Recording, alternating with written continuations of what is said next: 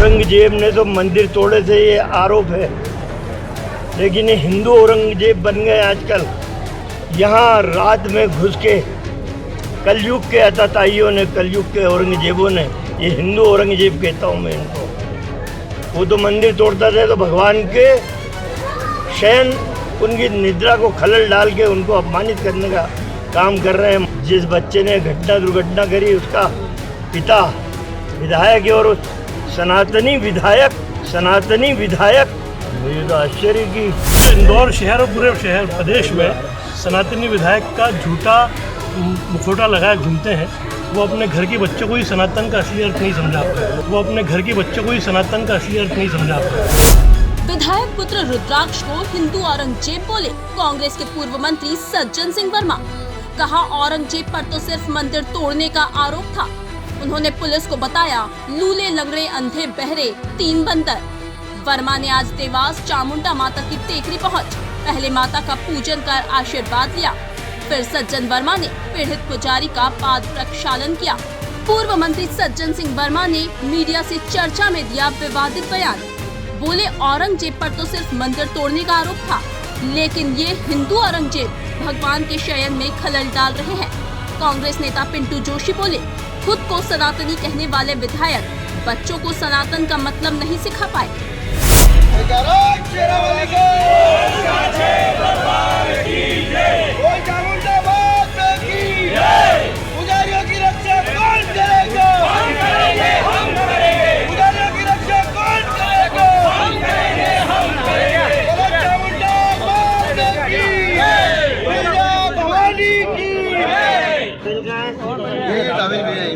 पुजारियों के सम्मान में हम लोग माँ से क्षमा मांगने आए हैं। माँ, जिन अताताइयों ने तेरा अपमान किया है, लोगों ने तेरा प्यार देखा है, आशीर्वाद देखा है, तेरा क्रोध नहीं देखा है। प्रार्थना करना है कि क्रोध मत करना माँ, वो तो पापी हैं, दंड के भागीदारी हैं। तू इतनी सर्वशक्तिमान है कि दंड से वो लोग बच नहीं सकते। मैं तो ये कहता हूँ कि इस कलयुग में औरंगजेब ने तो मंदिर तोड़े थे, ये आरोप है, लेकिन ये हिंदू औरंगजेब बन गए आजकल, जो मंदिर के अंदर रात्रि में घुस के देवी देवताओं के शयन में खलल डालते हैं। चाहे खजराने का पवित्र मंदिर हो गणेश भगवान का, चाहे महाकाल का पवित्र मंदिर हो, या माँ चामुंडा की पवित्र टेकरी हो, यहाँ रात में घुस के कलयुग के अताताइयों ने, कलयुग के औरंगजेबों ने, ये हिंदू औरंगजेब कहता हूँ मैं इनको, वो तो मंदिर तोड़ता था तो भगवान के शयन, उनकी निद्रा को खलल डाल के उनको अपमानित करने का काम कर रहे हैं। माँ इनको दंड जरूर देगी। मुझे तो दुख इस बात का है कि ये छद्म सनातनी लोग, जिस बच्चे ने दुर्घटना करी उसका पिता विधायक है और उस सनातनी विधायक, मुझे तो आश्चर्य की असली सनातनी जो देवास में रहते हैं उनके मुँह से भी एक शब्द नहीं निकला कि अपनी माँ का अपमान हुआ। मुझे आश्चर्य है। हम कोई राजनीति का पुट देना नहीं चाहते, हम तो माँ का क्रोध शांत रहे, माँ के क्रोध की ज्वाला से लोग भस्म ना हो जाए। यह माँ तेरा अपमान हुआ है, उनको भी क्षमा करना, लेकिन तेरे अंदर इतनी शक्ति है कि वो जो पाप तेरे साथ किया वो बच नहीं पाएंगे। वो भैया गलती तो उन्होंने करी, माफी कांग्रेसियों ने मांगी, पुलिस ने अभी तक विधायक पुत्र पर मामला भी दर्ज नहीं। हमने माफ़ी नहीं मांगी, हमने कहा कि माँ का आशीर्वाद और स्नेह दुनिया ने देखा है, माँ का क्रोध नहीं देखा है, माँ का क्रोध शांत रहे। हम इसलिए यहाँ आए हैं। अभी मुझसे कुछ पत्रकार बोल रहे थे क्या एसपी से मिलेंगे? अरे अंधे लूले लंगड़े बहरे लोगों से हम काहे को मिलेंगे? मैंने तो कई सालों बाद महात्मा जी के 3 मंदिर देवास पुलिस में देखे। ना बुरा देखेंगे, ना बुरा सुनेंगे, ना बुरा बोलेंगे। हमारी देवास की पुलिस गांधी जी के 3 बंदर बन गए, मान गए भाई। सीसीटीवी फुटेज में सब आ रहा है। वो यहाँ एसपी जब आता है छाती फुला के आता है, और जैसे महान आत्मा आ गई हो और भीगी बिल्ली बन जाता है 4 दिन के अंदर। कितने शराब के अवैध कारोबार चल रहे हैं, कितने जुए सट्टे के अड्डे चल रहे हैं, ये आप सबसे भी नहीं छुपा, मुझसे भी नहीं छुपा है। वो अपराध तो हो नहीं रहा और उल्टे धर्म क्षेत्र में अनाचार हो रहा है, धर्म क्षेत्र को खंडित किया जा रहा है। एसपी कलेक्टर मौन, गांधी जी के 3 बंदर हैं। मोहन यादव का प्रेशर है इन पे, मुख्यमंत्री का प्रेशर है। मोहन यादव, यदि तुम असली सनातनी हो, एसपी कलेक्टर का तत्काल ट्रांसफ़र करो, दूसरे लोग लाओ जो भविष्य में धर्म का अपमान ना हो, सनातन धर्म की रक्षा करना, ऐसे ही हो सकता। भैया सनातनी सरकार आज जो है सनातन की रक्षा नहीं कर पा रही है।